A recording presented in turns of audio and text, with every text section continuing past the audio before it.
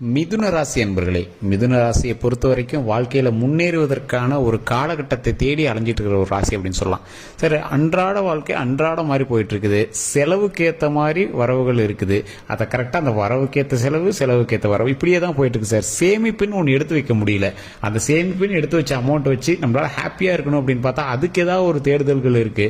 என்ன பண்ணுறதுனே தெரியல சார் அப்படின்னு ஒரு ஃபினான்ஷியலாகவும் மன இறுக்கமாகவும் இருக்கக்கூடிய இந்த மிதுன ராசிக்கு தற்போதைய நிலைமை எப்படி இருக்கு, இனி வரக்கூடிய காலங்கள் எப்படி இருக்க போகுது அப்படிங்கிறத தெளிவா பார்த்துடலாம். இதை நான் ஏஜ் வைஸா பிரிச்சு சொல்லிடுறேன். அதாவது 20 வயதுக்கு உட்பட்டவர்களுக்கும் 20லிருந்து 40 வயதுக்கு உட்பட்டவர்கள் 40லிருந்து அதற்கு மேற்பட்டவர்களுக்கும் கரெக்டாக நான் வந்து சொல்லிடுறேன். இதில் ஆண்கள் பெண்கள் தனித்தனியாகவே நான் சொல்லிடுறேன். ஸோ வீடியோ ஸ்கிப் பண்ணாமல் பாருங்க. இப்போ நான் சொன்ன விஷயத்துக்காக நீங்கள் காத்துட்டு இருக்கீங்க அப்படின்னா, அதாவது செலவுக்கேற்ற அந்த வரவு கரெக்டாக போயிட்டு இருக்கு, அந்த வரவுக்கேற்ற செலவு கரெக்டாக போயிட்டு இருக்கு. அதே மாதிரி மன இருகலாக இருக்கு சார். எந்த ஒரு பிரச்சனையும் என்னன்னு தெரியல, சின்ன சின்ன பிரச்சனைகள் இருக்கத்தான் செய்யுது.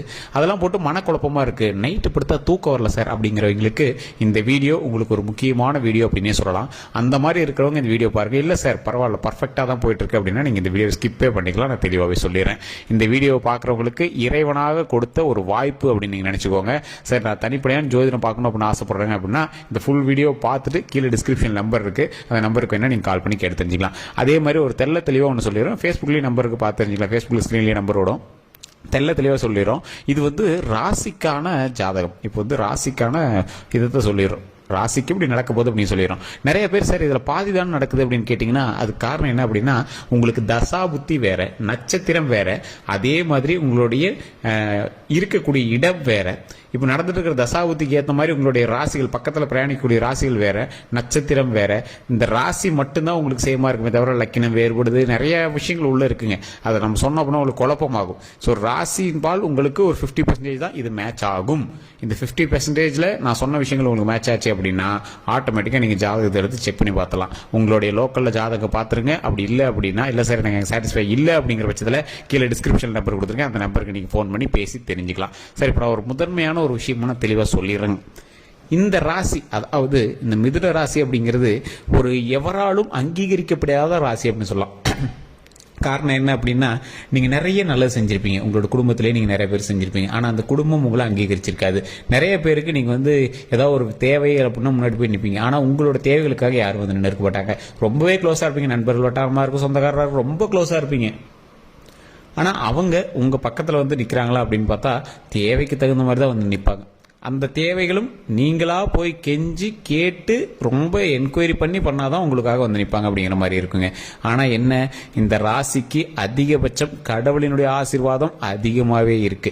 எல்லா சூழ்நிலையிலையும் எல்லா சொந்த பந்தங்களையும் உதறி தள்ளனா கூட உங்களுக்கு கூட நிக்கிறதுக்குன்னு ஒரு 2 பேர் கண்டிப்பா வருவாங்க. அந்த 2 பேர் தான் உங்களோட லைஃப் லாங் தாங்கி பிடிக்கிறவங்க. அது கடவுளினுடைய ஆசையாகட்டும், உங்களுடைய ராசியினுடைய ஒரு ஈர்ப்பாகட்டும், அதன்பால வந்து அது அமையுதுங்க.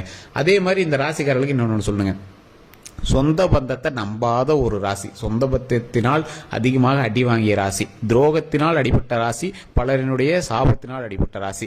பெற்றவங்களுக்கே நீங்க நன்மை செஞ்சாலும் அவங்க உங்களுக்கு ஒரு 3வது மனிதராக தான் பார்க்குற மாதிரி, ஒரு லைன்ல வச்சு தான் அவங்களை பார்க்குற மாதிரி இருக்கும். அண்ணன் இருக்காங்க அப்படின்னா அவங்களெல்லாம் ஒரு லிஸ்ட்ல தான் வைப்பாங்க. அந்த மாதிரி தான் இருக்கும். நிறைய விஷயங்களால அவமானப்பட்டு தனியாக அழுத நேரங்கள் உண்டு. கண்ணீரை துடைக்க கரங்கள் இல்லையே அப்படின்னு கலங்கிய காலங்கள் உண்டு. அது மட்டும் இல்லாம கையில பர்ஸ் இருக்கும், தேவைக்கான அமௌண்ட் இருக்கணும் அப்படின்னு நினைப்பீங்க.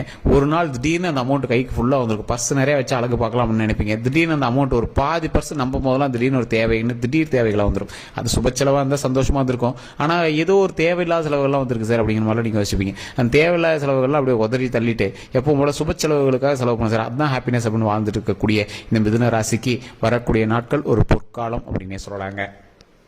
என்ன ஒண்ணு அப்படின்னா, அதீத மருத்துவ செலவுகளை சந்திச்சிட்டீங்க, தேவையில்லாத உடல் உபாதைகளை சந்திச்சிட்டீங்க. என்னன்னே தெரியாம அதற்காக மன கஷ்டத்தை அனுபவிச்சு ஹாஸ்பிட்டல் போய் செக் பண்ணி அவங்க ஓரளவுக்கு பரவாயில்ல சார் சரியாயிரும் நம்பிக்கை சொல்லியே மனதுக்குள்ள ஒரு பதட்டத்தோடையும் பயத்தோடையும் ஹார்ட் பீட்டை செக் பண்ணி பார்த்தா ரொம்ப அதிகமாகவும், LDL லெவல் செக் பண்ணி பார்த்தா கொழுப்பு கொஞ்சம் அதிகமாக இருக்கிற மாதிரியும், அதே மாதிரி இது 3 விஷயத்தினால நீங்க வந்து பாதிப்படுத்த வாய்ப்புகள் அதிகமாக இருக்கு. சுகர் சம்பந்தப்பட்ட விஷயங்கள், தைராய்டு சம்பந்தப்பட்ட விஷயங்கள், LDL கொழுப்பு சம்பந்தப்பட்ட விஷயங்கள். அதனால அந்த விஷயங்களை கொஞ்சம் ஆரோக்கியமா உடம்ப பார்த்துக்கிட்டீங்க அப்படின்னாவே ரொம்ப பரவாயில்லையா இருக்கும். சின்ன சின்ன மன கதறல்களும், அதே மாதிரி முட்டிக்கு கீழே அந்த முட்டி சம்மந்தப்பட்ட விஷயங்கள்னால ரொம்பவே வலியை சந்திச்சிட்டு இருக்கிற உங்களுக்கு வரக்கூடிய நாட்கள் ஓரளவுக்கு பரவாயில்லையே இருக்கும். உடல் ரீதியான விஷயங்கள கொஞ்சம் கவனத்தை செலுத்தி தான் ஆகணும் அப்படிங்கிற ஒரு காலகட்டத்தில் நீங்கள் இருக்கீங்க. இந்த மாதிரி காலகட்டத்தில் நீங்கள் இருக்கீங்க அப்படின்னா கண்டிப்பாக தசாபுத்தி செக் பண்ணிட்டு ஜாதகத்தை ஒரு டைம் பாருங்க. கீழே டிஸ்கிரிப்ஷனில் நம்பர் கொடுத்துருக்கேன். அதே மாதிரி நிறைய இடங்களுக்கு போயிருப்பீங்க, இந்த வலி சரியாகலை சார் அப்படின்னு ஒரு வலி உங்களுடைய உடம்புல சொல்லக்கூடிய இடத்துலையும் சொல்ல மறக்கக்கூடிய இடத்துலையும் இருக்கும். அதாவது இதை வெளிப்படையாக சொல்ல முடியாது சார் அப்படிங்கிற இடத்துலையும் ஒரு சில இருக்கும்.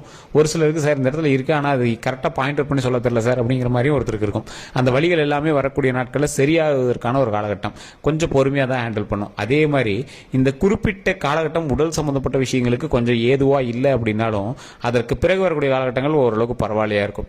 அதற்கு பிறகு வர காலகட்டங்களையும் ஒரு விஷயத்தை நீங்கள் மைண்டில் வச்சுக்கணும். என்ன அப்படின்னா, பண ரீதியான விஷயங்களில் கொஞ்சம் கவனம் தேவை. ஒரு குறிப்பிட்ட காலகட்டங்களுக்கு அப்புறம்லாம் நீங்கள் ஒரு மாருதி 800 வாங்கலான்னு போனால் XUV 700 வாங்குற ரேஞ்சுக்கு நீங்கள் போவீங்க. ஒரு சின்ன வண்டி வாங்க போனால் அது ரொம்ப ஹைலைட்டான பெரிய வண்டியான்னு தெரியாது, ஒரு மீடியம் ரேஞ்ச் வண்டியாவது நீங்கள் போய் வாங்குற அளவுக்கு உங்களுக்கு வருவாயை கொடுக்கும். அது கடனோ இல்லை ஏதோ ஒரு விஷயத்தில் ஒரு பொருளுக்கு ஆசைப்படுறீங்க, அதை விட கொஞ்சம் நல்ல பொருளாகவே கிடைக்கும். அது எப்படி கிடைக்குது, கடன் வாங்கி கிடைக்குதா இல்லை சொந்த காசில் கிடைக்குதாலாம் அப்புறம். ஒரு சின்னதாக ஒரு ஓட்டு வீடு கட்டலாம், ஒரு அட்டை போட்டு ஒரு ஓட்டு வீடு போடலாம், திடீர்னு தார் சுற்றி 2 வீடு கட்டியிருப்பீங்க. அது கடன் வாங்கி கூட தான் கட்டியிருப்பீங்க, அதெல்லாம் அப்புறம் ஆனால் கட்டியிருப்பீங்க. இந்த மாதிரி யோகங்கள்லாம் வரக்கூடிய நாட்கள் அமையுதுங்க. அதனால் அந்த கடனால் கொஞ்சம் நாட்கள் நீங்கள் சிரமப்பட்டு அதை கட்ட வேண்டிய காலகட்டங்களும் இருக்குது. இருந்தாலும் இப்போ ஓரளவுக்கு பரவாயில்லையாவே இருக்குது. உடல் ரீதியான விஷயங்களை மட்டும் கவனம் செலுத்துனீங்க அப்படின்னா போதுமானது. சிலருக்கு ஏற்கனவே ஃபினான்ஷியலாக சில அடிகள் விழுந்திருக்கும். ஒருத்தர்கிட்ட பணத்தை கொடுத்து ஏமாந்தது, கடனை கட்ட முடியாமல் இஎம்ஐயவே கட்ட முடியாமல் தவிச்சிட்டு இருக்குது. அதான் முன்னே சொன்னேன், அமௌண்ட் கைக்கு வருது, செலவாகிட்டு இருக்கு, இப்படி தான் போயிட்டு இருக்குது, என்ன பண்ணுறதுனே தெரியல சார் அப்படின்றவங்களாம் சுப செலவுக்காக மட்டுமே நீங்கள் செலவு பண்ணிட்டு இருந்தீங்க அப்படின்னா வரக்கூடிய நாட்கள் சுப செலவுகளும் இருக்குது. அதே மாதிரி உடல் ரீதியான உபாதைகளை கொஞ்சம் பார்த்து சரி பண்ணிட்டீங்க அப்படின்னா மற்றபடி சுப செலவுகள் மட்டும்தான் இருக்குது. தேவையில்லாதவர்களுக்கு கடன் கொடுப்பதோ அவர்களுக்கு ஜாமீன் போடுவதையோ தவிர்ப்பது ரொம்பவே நல்லது. தேவையில்லாத செலவுகளை தவிர்ப்பது இன்னுமே ரொம்ப நல்லது. அதே மாதிரி ஒரு ஆடம்பர செலவு தற்போதைய காலத்தில் நீங்கள் பண்ணணும்னு ஆசைப்பட்டுட்டு இருக்கீங்க அப்படின்னா அதை கொஞ்சம் பொறுமையாக பண்ணுவது ரொம்ப ரொம்ப நல்லது அப்படின்னு சொல்லலாம். வீடு புதுப்பிக்கக்கூடிய நேரம், வீட்டுக்கு வெள்ளை அடிக்கக்கூடிய நேரம், அதே மாதிரி வண்டி வாங்கக்கூடிய நேரம், வண்டிகளுக்கு சின்ன சின்ன செலவுகள் செய்யக்கூடிய நேரம். வண்டியை வாட்டர் வாஷாவது விட்டு அந்த செலவு டேலி பண்ணிக்கோங்க. தேவையில்லாத வண்டிகளுக்கு செலவுகள் பண்ணக்கூடிய நேரம் இந்த மிதுன ராசிக்கு இருக்குது. கண்டிப்பாக ஒரு டைம் ஜாதகத்தை செக் பண்ணிக்கோங்க. வண்டிகளில் ரொம்ப கவனமாக இருக்கணும். 2 வீலரில் போகிறீங்க அப்படின்னாலும் சரி, 4 வீலரில் போகிறீங்க அப்படின்னாலும் சரி, இல்லை உங்கள் பேரில் commercial vehicles, lorry, truck, JCB இந்த மாதிரி வண்டி வாகனங்கள், ஆட்டோ, டெம்போ இதெல்லாம் ஓடிட்டு இருக்கு அப்படின்னாலும் அதை கொஞ்சம் பொறுமையாக பாதுகாப்பாக ஓட்டுவது ரொம்பவே நல்லது. ஒரு சிலருக்கு முன்னாடியே தெரிஞ்சிருக்கு, சார் நீங்கள் சொன்னது கரெக்டு தான், வண்டிக்கு செலவு வச்சிச்சு அப்படிம்பீங்க. அது உண்மை அப்படின்னா மறக்காம கமெண்ட் செக்ஷனில் பதிவிடுங்க. இல்லை அப்படின்னா வண்டி விஷயத்தில் ஜாக்கிரதையா இருங்க. வேறு ஒருவர்கிட்டம் கொடுத்து வண்டியை ஓட்ட சொல்லுபவர்களும் சரி, அல்லது வேற யாராவது ஒருத்தனோட வண்டியில் நீங்கள் உட்காந்துட்டு போறீங்களும் சரி, ரொம்ப ஜாக்கிரதையாக எச்சரிக்கையாக இருக்க வேண்டிய ஒரு காலகட்டம். அதே மாதிரி யாராவது ஒருத்தர்கிட்ட நீங்கள் ஏதாவது ஒரு பேச்சு ஆரம்பிக்கிறீங்க, ஒரு ஸ்ட்ரேஞ்சர், அவர் யாருன்னே தெரியல, அவர்கிட்ட ஒரு பேச்சு ஆரம்பிக்கிறீங்க அப்படின்னா கொஞ்சம் பொறுமையாக ஹேண்டில் பண்ணுங்க. அந்த பொறுமை மட்டும்தான் உங்களை காப்பாற்றும். தேவையில்லாத விஷயங்கள்னால ஒரு ரொம்ப பர்சனல் மேட்டர் வெளியிடுறீங்க அப்படின்னா அதனால கொஞ்சம் மாட்டி தைக்க வேண்டிய நேரம். அதாவது உங்களோட பர்சனல் ஒரு விஷயம் ஒருத்தர் நம்பி சொல்றீங்க, அது பர்சனல் மேட்டர், அது அப்படியே ரொம்ப பாப்புலர் ஆயிடுச்சு. அதே மாதிரி இன்னொரு விஷயம், ஆண்களாக இருந்தால் பெண்கள் செய்தியை கவனமாக பார்த்துக் கொள்ளுங்க, பெண்களாக இருந்தால் ஆண்கள் செய்தியை கவனமாக பார்த்து. என்ன சார் செய்தி? உங்களுக்குன்னு ஒரு சீக்கிரட்ஸோ இல்லை உங்களுக்குன்னு ஏதாவது ஒரு விஷயங்கள் இருக்கும், அதனால தேவையில்லாமல் உங்களோட பேர் அடிபட்டிருக்கும். அந்த பேர் தற்போதைய நிலைமையில் உங்களுக்கு வெளியே பஸ்ட் அவுட் ஆகிறதுக்கான காலகட்டம்னு சொல்லலாம். அதனால கொஞ்சம் அந்த விஷயத்தில் ஜாக்கிரதையா இருங்க. உங்களுக்கு நார்மலான ஒரு விஷயம் தான், அது அது தப்பாக போய் யாராவது உங்கள் பேரை உச்சரித்து அந்த இடத்துல உங்களை மாட்டி விடுறதோ, இல்லை அது உங்கள் பேருக்கு எடுக்கிற மாதிரி ஏதாவது விஷயங்கள் நடக்கிறதோ, பெண்கள் விஷயத்துலையோ ஆண்கள் விஷயத்துலையோ இந்த மாதிரி சொல்கிறாங்க. எதிர்பாலினத்தவரின் பெயரை வைத்து உங்களை அடக்க முயற்சி செய்யணும் ஒரு நோக்கம்னு வச்சுக்கோங்களேன், உங்களை ஒரு ஆட்டி வைக்கக்கூடிய ஒரு நேரம் வச்சுக்கோங்களேன். அந்த விஷயத்தில் நீங்கள் கொஞ்சம் கவனமாக இருந்தீங்க அப்படின்னா போதுமானது. வண்டி வாகனத்தில் கவனம், பேரில் கவனம், அதே மாதிரி பணத்தை கொடுத்து மற்றவங்கிட்ட ஏதாவது இருந்துச்சுன்னா அதை கொஞ்சம் கவனம். அப்போ எது சார் நல்லது அப்படின்னு கேட்டால், கொஞ்ச நாட்களில் நீங்கள் ஆசைப்பட்டதை விட கொஞ்சம் சிறப்பான விஷயங்கள் நடக்க போகுது. ஆனால் தற்போதைய நேரத்தில் சின்ன ஆபத்தும் சின்ன எச்சரிக்கையும் சின்ன தடங்கல்களும் இருக்கிறதுனால அந்த விஷயத்தில் கொஞ்சம் கவனமாக இருக்கிறது ரொம்ப ரொம்ப நல்லது. இந்த கவனங்கள்லாம் உங்களை பயப்படுத்துறதுக்காக சொல்ல சார். இந்த மாதிரி விஷயங்கள் உங்களுக்கு ஏற்கனவே நடந்திருக்கிறதுக்கான வாய்ப்புகளும் இருக்கு, இனிமேல் நடப்பதற்கான வாய்ப்புகளும் இருக்கு. அதை கொஞ்சம் எச்சரிக்கையாக பார்த்துக்கோங்க. இந்த காலகட்டம் தான், இந்த சரௌண்டிங் ஒரு 6 மாத காலகட்டத்தில் இதெல்லாம் உங்களுக்கு நடந்திருக்கு அப்படின்னா, தசாபுத்தியின் பால் உங்களுக்கு இதெல்லாம் அமைஞ்சிருக்கு அப்படின்னா இது உண்மையா அப்படின்னு நீங்கள் மறக்காம கமெண்ட் செக்ஷனில் பதிவிடுங்க. சரி, இதுல இருந்து தப்பிக்கிறதுக்கு என்ன வழி அப்படின்னு கேட்டால், விதியின் பால் இதெல்லாம் நடக்கும் அப்படிங்கிறது விதி. அப்படி என்ன பண்ணோம், கொஞ்சம் பொறுமையாக எந்த விஷயத்தை பண்ணாலும் பண்ணும். அதில் ஒரு ஜாக்கிரதை தேவை, அவ்வளோதான். அதே மாதிரி ரொம்ப பெரிய பிரச்சனைகள் வராமல் தடுப்பதற்கு யாராவது ஒருத்தருக்கு உணவளிங்க, உணவு கொடுத்தீங்க அப்படின்னா அது ரொம்ப ரொம்ப நல்லது. ஒரு 10 பேருக்காவது தயிர் சாதமோ புளி சாதமோ லெமன் சாதமோ ஏதாவது ஒரு கோயில் வாசலில் கொடுத்து கொஞ்சம் தண்ணி கொடுக்கறதுக்கு குடிங்க, தண்ணி குடிக்கிறதுக்கு கொடுங்க. இது ரொம்ப ரொம்ப நல்லது. அதுதான் மிகப்பெரிய ஒரு சாப விமோச்சனம் அப்படின்னு சொல்லுவாங்க. முடிஞ்சா ஏதாவது ஒரு கோவிலில் நீங்கள் இருக்கக்கூடிய பக்கத்தில் இருக்கக்கூடிய துர்க்கை அம்மன் கோவிலில் போய் நெய் விளக்கேற்றி வழிபடுங்க. அது ரொம்ப ரொம்ப ரொம்ப ரொம்ப ரொம்ப நல்லதுங்க.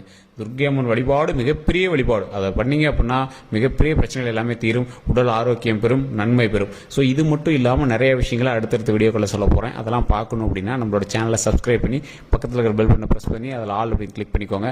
அதே மாதிரி நம்மளுடைய ஃபேஸ்புக்லையும் பார்த்தீங்கன்னா ஃபாலோ பண்ணிக்கோங்க. ஸ்க்ரீனில் நம்பர் ஓடிட்டு இருக்கு, அந்த நம்பருக்கு வேணாலும் நீங்கள்